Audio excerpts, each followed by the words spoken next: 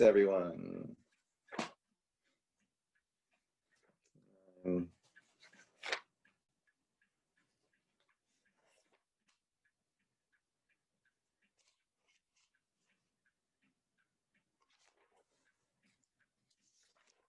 So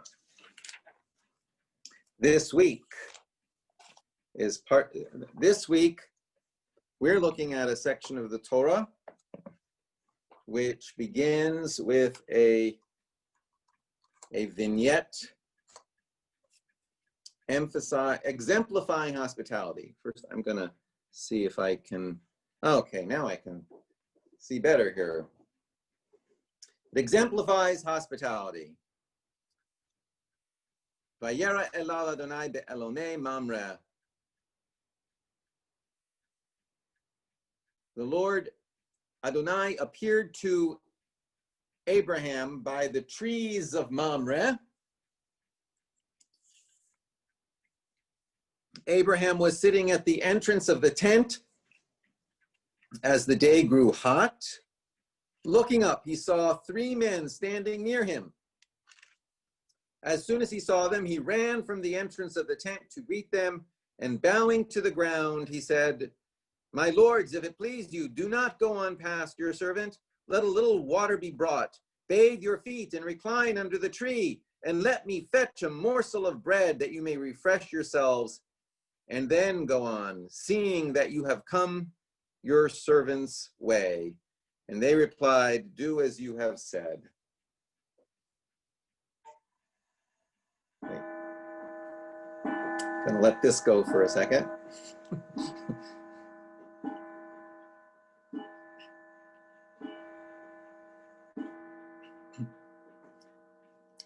Abraham sees some wayfarers and runs out to greet them and host them. Historically, Jewish communities very much exemplified this hospitality, especially towards other Jews.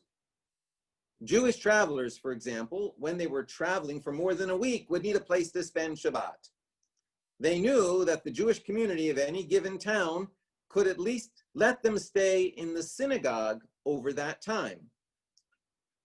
One reason that Kiddush is said in the midst of a Shabbat service, even though Kiddush is generally associated with the dining table, is so that those wayfarers staying in the synagogue could hear Kiddush. The passage in the Torah says that this passage is an instance of God visiting Abraham. God visits Abraham, but what Abraham sees is 3 men. Rashi, Rabbi Shlomo Yitzchaki, the major Jewish commentator from the 10th century in the Rhineland, Rashi draws on Midrash to say that these are 3 angels, each with a particular message for Abraham.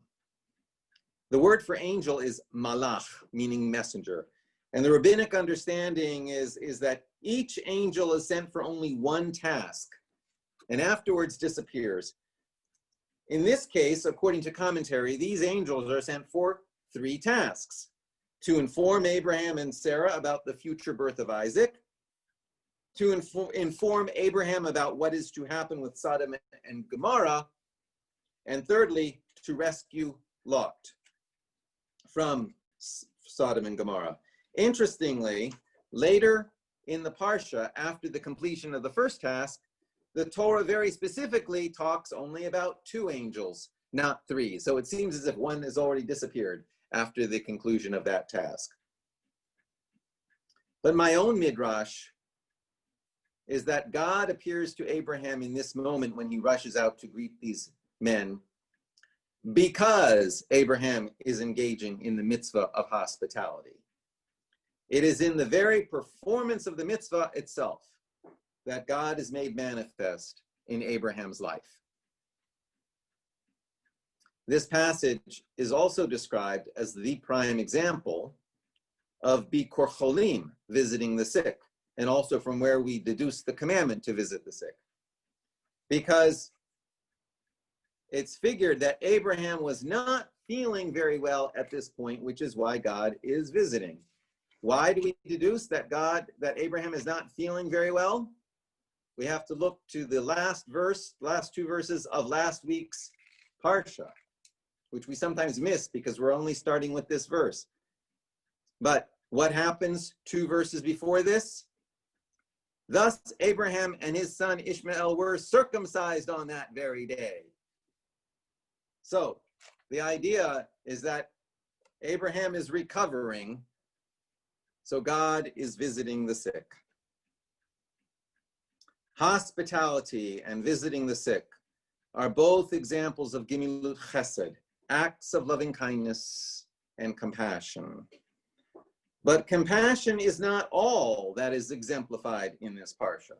So too is the call for justice. God tells Abraham that God will destroy the cities of Sodom and Gomorrah and all the people in them because of all the wickedness within those cities.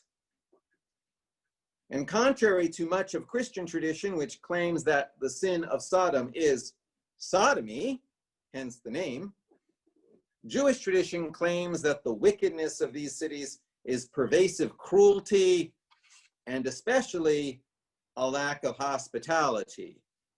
Hence that theme of hospitality again. But Abraham's response is that God cannot possibly destroy the good with the wicked. Shall not the judge of all the earth do justly? Abraham exclaims. Abraham actually argues with God, openly challenging God not to do against the principles of justice. Yet things in this parsha get even more complicated. Family stuff and points of crisis. Sarah wants Hagar and Ishmael banished into the desert wilderness. God calls upon Abraham seemingly to offer Isaac up as a sacrifice, and then calls upon him to stop. Abraham is acting in a world of confusion. Compassion and justice are basic themes, but nothing is clear except the need to act.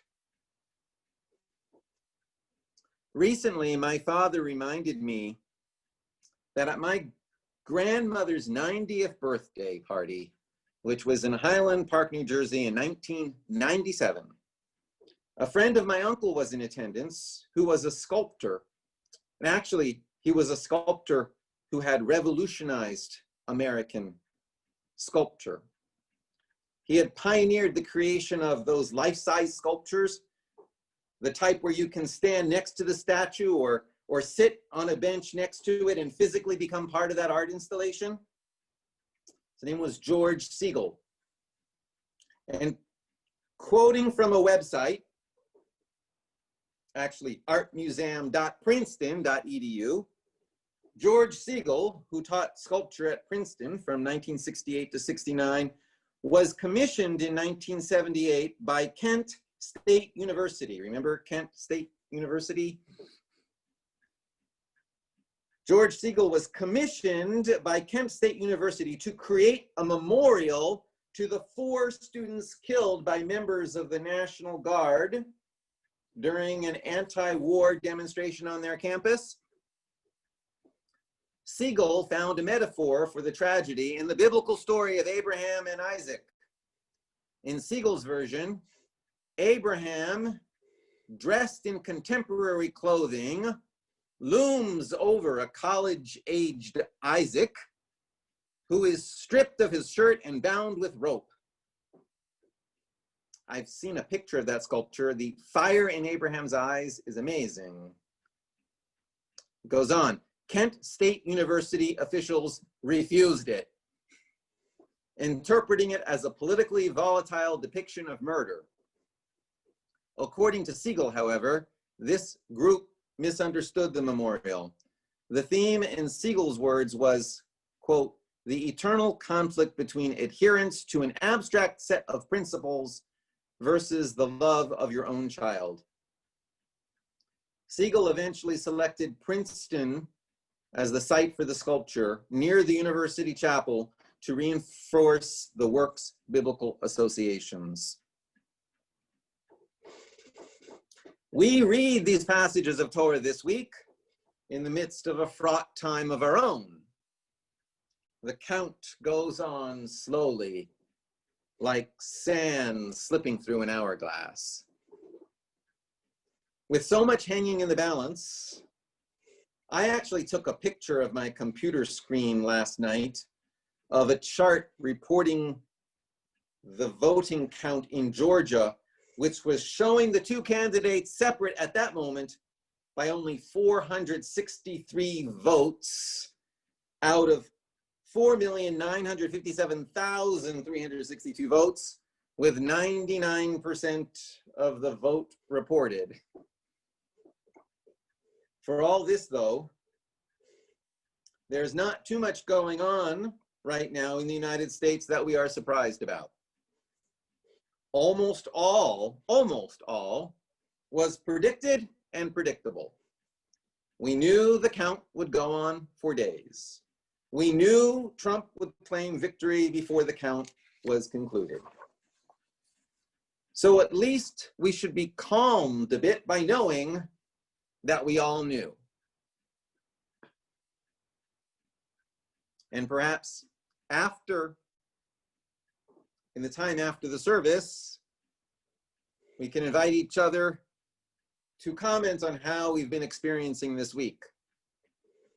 So far, it looks to me that there are plenty of responsible actors on the scene who are helping us to keep perspective.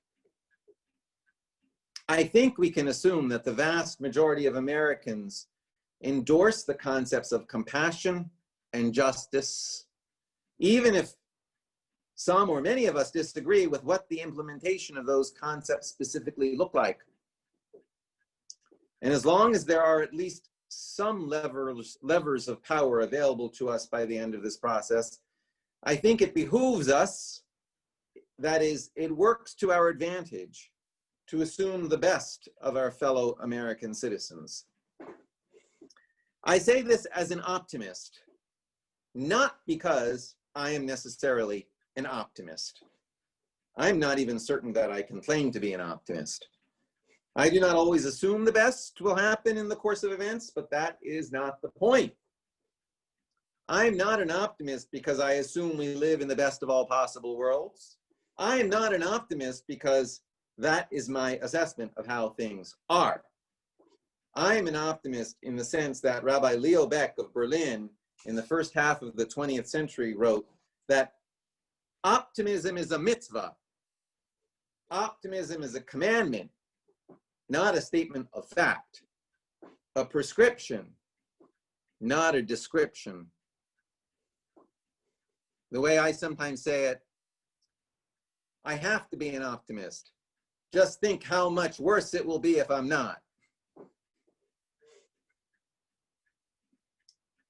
We may assume that many, if not most Americans, support the concepts of compassion and justice, and we can assume that not because we know that, but because we can then use that as a basis of dialogue, outreach, building unity, building understanding, and yes, absolutely, advocating for our own values. It is far better than the alternative, which, by the way, we are also commemorating this week. This week is the 25th anniversary of the assassination of Yitzhak Rabin in Tel Aviv. And it would be remiss of us if we did not mention it.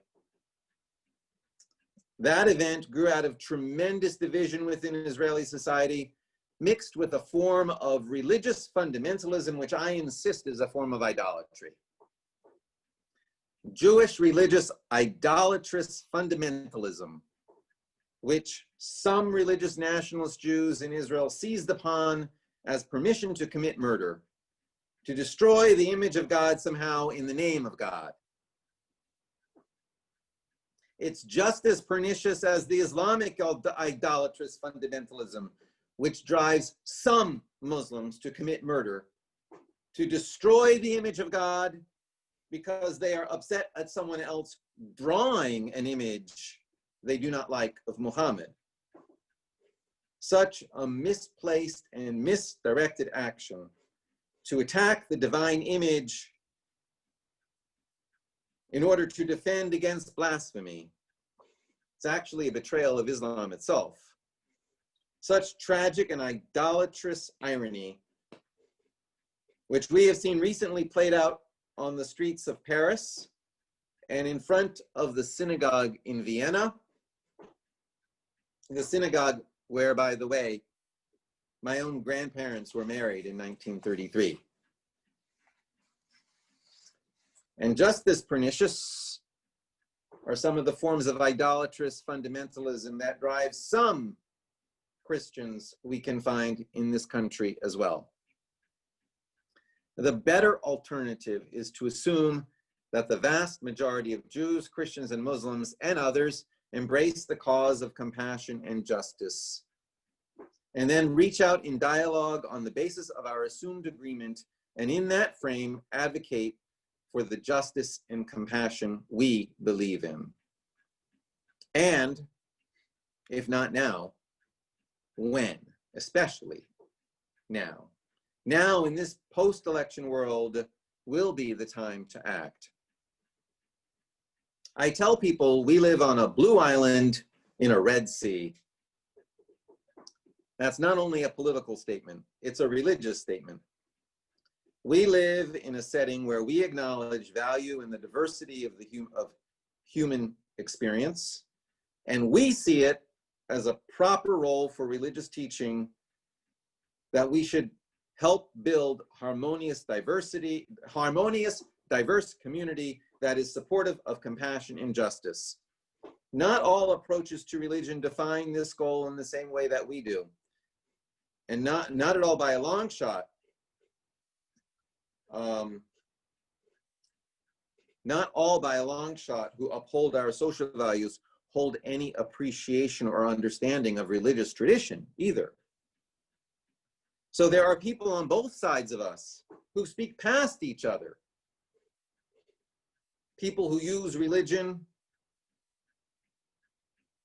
in one way, and people whose values we agree with, but who have no appreciation or understanding of religion. Those who advocate religious life in the middle, an approach to religion that is marked by assumptions such as are built into a Reconstructionist approach, for example, are equipped to act as a bridge between these worlds. And this places us at an important intersection in our society, both because of our worldview and because of our geography. It makes communities like ours very important. But it's, of course, a very large task, a very heavy burden, a very big call to put that type of call to action upon a small community like ours. But we should focus as a community on what we can do. I remember another instance of about 25 years ago at Temple Beth Shalom. At that time, there was a war going on in what was still Yugoslavia, sort of. Croats, Serbs, and Bosnians were at war with each other. And I noticed that in Greater Harrisburg, there was a Croatian Catholic parish and a Serbian Orthodox church. I could not find a Bosnian community at that time, which is ironic because the area's major Bosnian mosque is now just down the street from us. And we do have a relationship with them now. But at that time, 25 years ago, we invited representatives from the Serbian community and representatives from the Croatian community to come as guests at separate times to a Shabbat service at Temple Beth Shalom, which they did. And I still remember something that the Croatian Catholic priest told me at the time. He told me he was paying very little attention to the war going on in Yugoslavia at the time. He said he had neither the time nor the emotional energy to concern himself with what was happening over there, so he was ignoring it. But he had already collected and shipped an entire container of medical supplies to Croatia, and he was working on a second. So that is one approach, and perhaps a lesson for us. We cannot lose ourselves in getting tripped up and sucked into following all the sordid details of division in our society. We need to identify what we can do and then do it. As the Mishnah says in Pirkei Avot, Lo alecha hamlacha ligmor v'lo ata ben chorin lehibatal mimena. It is not up to you to complete the task, but nor are you free from working on it. So let us figure out how we can do our part and then do it.